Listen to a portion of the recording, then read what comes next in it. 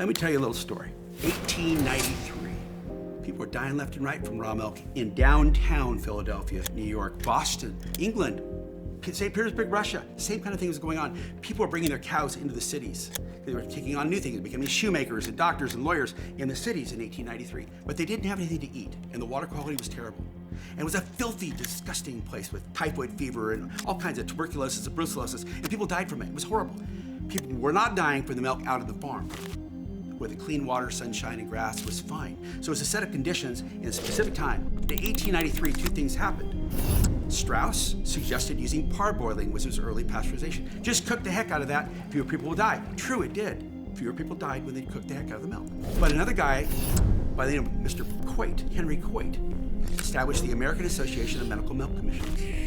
Physicians that would go out and look at dairies, audit them, and make sure they had very clean, pristine conditions. The milk was chilled, the cows were healthy, and that milk was called the certified raw milk. That was used in the White House, it was on the Titanic, presidents drank it, it was taken to the Mayo Clinic to heal people. That's the untold story of what happened in 1893 with pasteurization of filthy milk and the preservation and production of healthy, safe milk. To quote Dr. Bruce German, pasteurization is an 18th century solution to an 18th century problem, and we can do a whole lot better. Most milk that I grew up drinking that is available in supermarkets across the United States is pasteurized, meaning it's heated, often to very high temperatures, above 200 degrees Fahrenheit. And the reason for this is because most milk is produced in sub-sanitary conditions and is never meant to be drunk raw.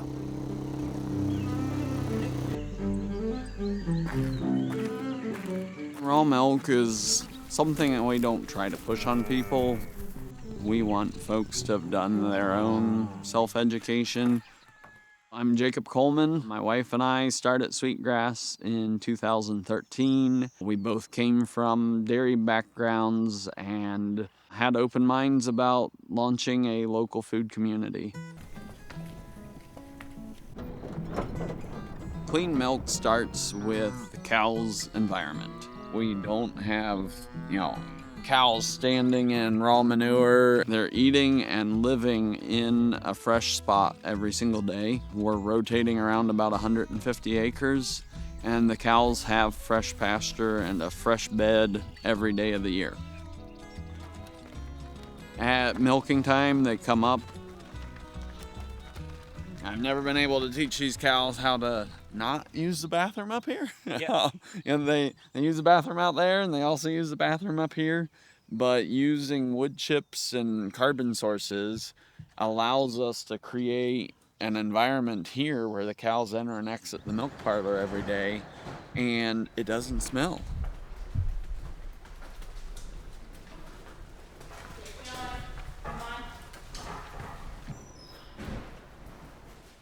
So some cows are real excited to milk. You'll get milk on you if you're not careful. We start with sanitizing the teats. So we use iodine.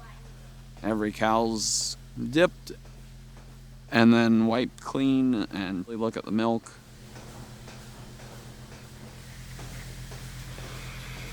So, milking by hand, we get asked, is that the most natural way of milking a cow?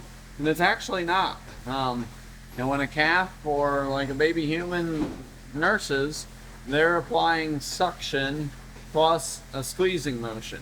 Yeah. And hand expressing milk is the most uncomfortable way to milk for cows and for moms. Yeah. So what a milking system does is it mimics that suction and squeezing motion at the same time.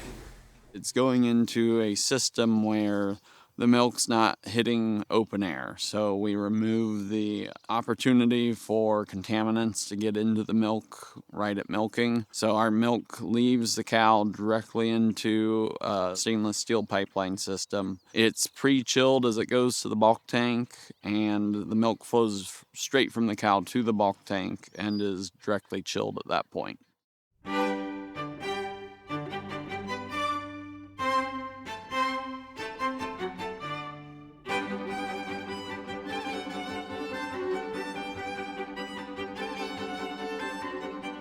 We want to get those udders really, really clean. So let me show you here. That udder is really clean. Yes, it is. No manure anywhere near there. So that's the goal, is to make sure you're only getting milk. And then your machines are really clean too. Yes. So yeah, you're going to pick up a little bit of bacteria, but it's extremely low levels, and it's generally not pathogenic. We test for it. So they're going to do a whole prep on that udder before they even put the machine on. That's been triple washed coming in. So you can see how clean these udders are. It's just amazing. And that's not something you're going to see on another dairy, where there's crap all over the udders and you just put the machine on because you don't worry about it. The cows look very happy. They're chewing their cud, they're hanging out. Chewing the cud is an indication of happiness. Really? If they're not chewing their cud, they're not happy. Yeah. Chewing their cud is like, I'm just having fun, I'm chilling. These cows have already been pre-sorted into cows that are of question. Yeah. We have one area where any cow that comes up a little off, they're immediately out of here. So these cows are all pre-screened and good to go. But then they'll pre-dip with iodine, they'll strip, they'll check, they'll wipe it off with a towel, and they'll put the machine on. And that makes a very, very sanitary set of conditions for that. These machines are hung up nice and high, because this cow takes a poop, we don't want it to fall on the machine. Right. So you won't see manure on the machines. They're very clean. Lots of things are going to start going down now. You got pulsators, you got vacuums starting, you got chillers happening, all the machines and everything. And they're starting to prepare the udders right now. You can see where they're actually squirting the milk out of the udders and doing the things there. They're testing the milk. They're looking at the milk on the floor to make sure there's nothing unusual in the milk. There's always some bacteria in the milk teat, the teat canal itself. And you want to wash that out by squirting it out. And then what you're getting is pure milk from outside the udder versus what's sitting in the teat canal. This is a prep they're putting on. It's a hydrogen peroxide based pre-dip. Then they'll go through and wipe it off with a towel, and then they'll put the machine on. Cows are creatures of habit. Yeah. And so they come in and they enjoy routine. Yeah. And this is just part of their daily deal. There goes the machine right there, first one tonight. And the machine goes on the udder right there. And wow. There's the milk. Super clean, super quick, super cold. That's a vacuum pump, which is actually pulling air and suction on the cows at about 12 millibars, which is not a lot of pressure, but it's just enough to hold the machine on. The chiller on. Thank you, buddy. You feel this right here? That's gonna be the temperature of the milk. Super ice cold. So then it chills and then it pumps into the It truck? goes into the tank. The tanks. And we wait until the end of the milking. Okay. And at that point, it gets taken out into the truck. And we also take a sample of that milk through the milk port, and that goes to the lab. Okay. So we're not only testing the cows individually every week, but we also test the bulk tank every day. So you know what's in that milk.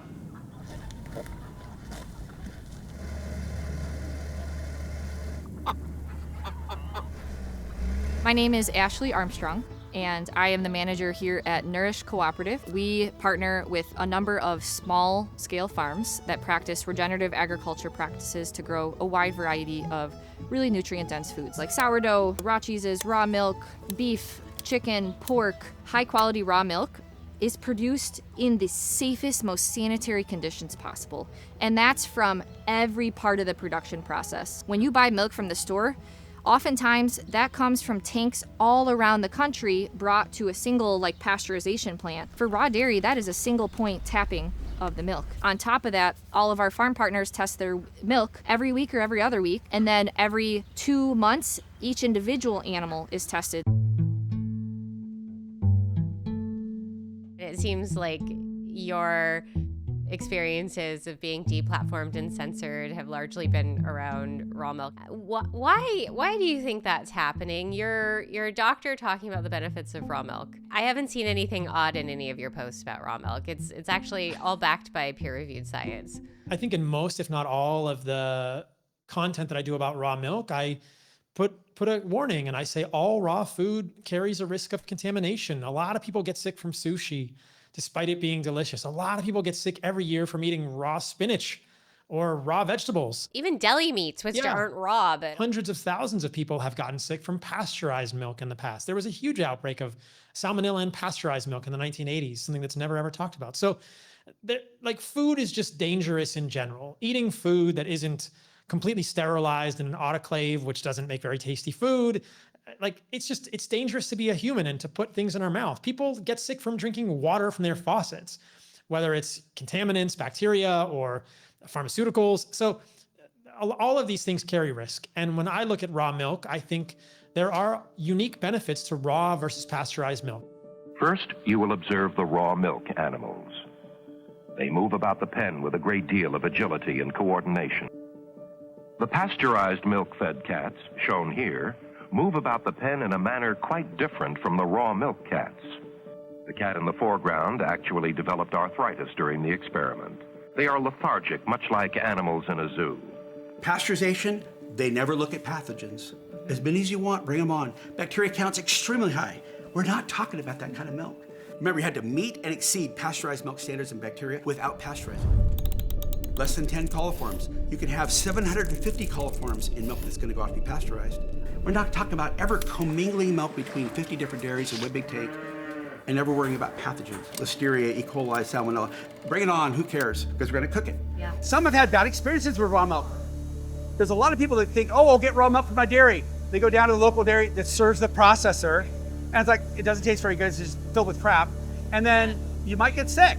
Everything's in there. So there is some truth to that story. You have to acknowledge it and say, there's a different standard, we're not even talking about that kind of milk. Yeah, low quality cows, low quality operations will result in low quality milk. In confinement milk, the animals are eating GMO corn and soy. There's a ton of pesticides sprayed on those GMO corn and soy that show up in the milk product. And then in the confinement operation, you got to spray something to keep the fly population down. So insecticides are sprayed, various medications are used for the animals. Now, I mean, with the bird flu, they're talking about mRNA vaccine for the cows.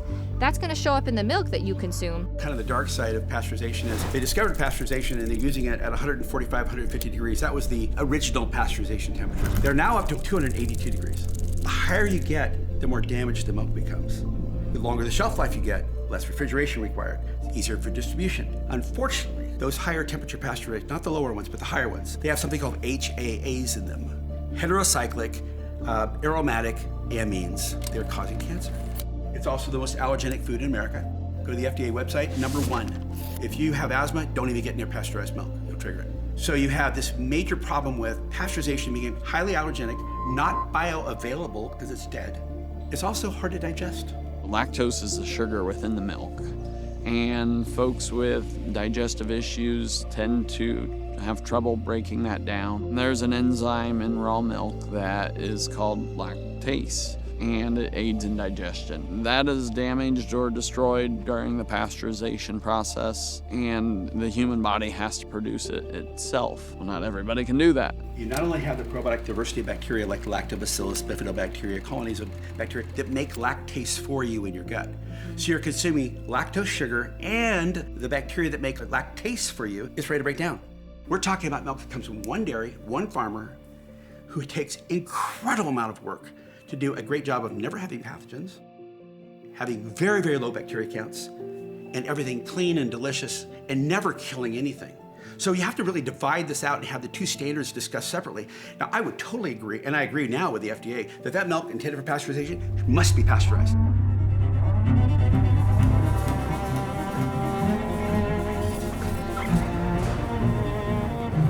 The powers that are have the lab testing technology to test raw milk, and it's just a little bit archaic. We refuse to use the technology to allow people to benefit from raw milk production. It's head scratching at times, I guess, to say the best. We have a great difficulty with the FDA. They refuse to meet with us. Are you serious? They refuse to meet with us. They deny. They are all on board with the National Conference of Interstate Milk Shipments and the processor guys. They will not talk of this. It's just comical to compare the two. Talk about a superior product all across the board, and it's being demonized. You have to wonder if there is some sort of reason for that.